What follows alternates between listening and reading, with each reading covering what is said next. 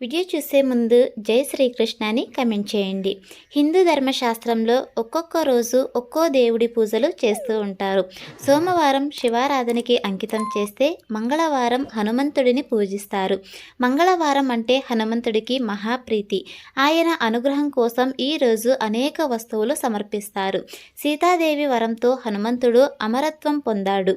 ఆయన అనుగ్రహిస్తే మనుషుల కోరికలు నెరవేరుతాయి. హనుమంతుడి ఆశీస్సులు పొందిన వ్యక్తుల జీవితంలో ఎలాంటి సమస్యలు ఎదుర్కోవాల్సిన అవసరం రాదు. హనుమంతుడిని మంగళవారం పూజించడం వెనుక ఒక కారణం కూడా ఉందని పండితులు చెబుతారు. శాస్త్రాల ప్రకారం ఆంజనేయుడు చైత్రమాసం మొదటి రోజు జన్మించాడు. ఆ రోజు మంగళవారం కావడం వల్ల విశేషమైనదిగా పరిగణిస్తారు. అందుకే మంగళవారం నాడు హనుమంతుడికి అంకితం చేస్తారు. జ్యోతిష శాస్త్రంలో మొత్తం 12 రాశులు ఉండగా కొన్ని రాశుల వారి మీద హనుమంతుడి ప్రత్యేక అనుగ్రహం ఎల్లప్పుడూ ఉంటుంది. వారిని వెన్నంటే ఉండి రక్షిస్తాడు. ఏ రాశుల వారికి ఆంజనేయుడి ఆశీస్సులు ఉన్నాయో ఈ వీడియోలో తెలుసుకుందాం. మొదటి రాశి మేషరాశి. జ్యోతిష శాస్త్రం ప్రకారం హనుమంతుడికి ప్రీతికరమైన వాటిలో మొదటి రాశి మేషరాశి. మేషరాశి వారిపై హనుమంతుడి ప్రత్యేకమైన అనుగ్రహం ఉంటుంది. ఈ రాశి వారికి సంకల్ప బలం చాలా ఎక్కువగా ఉంటుంది. డబ్బు పరంగా కూడా చాలా అదృష్టవంతులు. ఆర్థిక పరిస్థితి కూడా మెరుగ్గా ఉంటుంది. ఎక్కువ రోజులు వీరిని కష్టాలు అంటిపెట్టుకొని ఉండవు.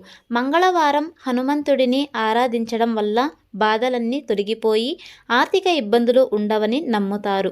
హనుమంతుని అనుగ్రహం పొందడం కోసం మేషరాశి వారు ప్రతిరోజు శ్రీరామనామాన్ని జపించాలి. రెండవ రాశి సింహరాశి. హనుమంతుడికి ఇష్టమైన రాశులలో రెండవది సింహరాశి.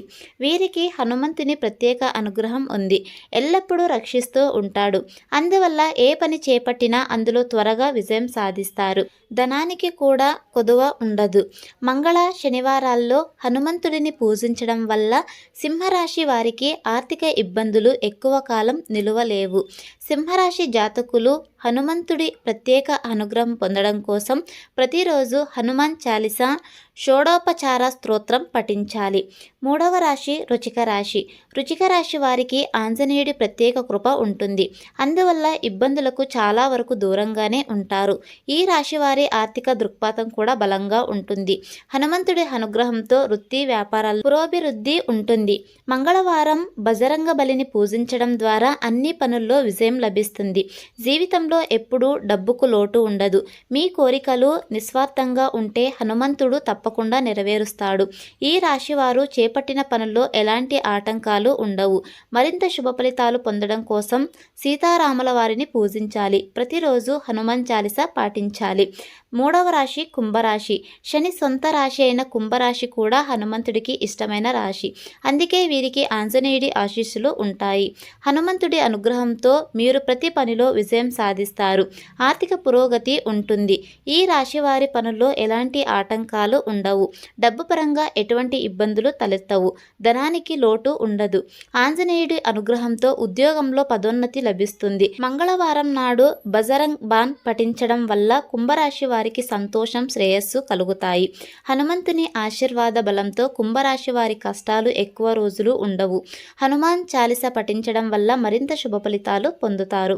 హనుమంతుడిని పూజించేటప్పుడు పూజలో తప్పనిసరిగా తమలపాకు ఉండే విధంగా చూసుకోవాలి. తమలపాకు అంటే ఆంజనేయుడికి మహా ఇష్టం.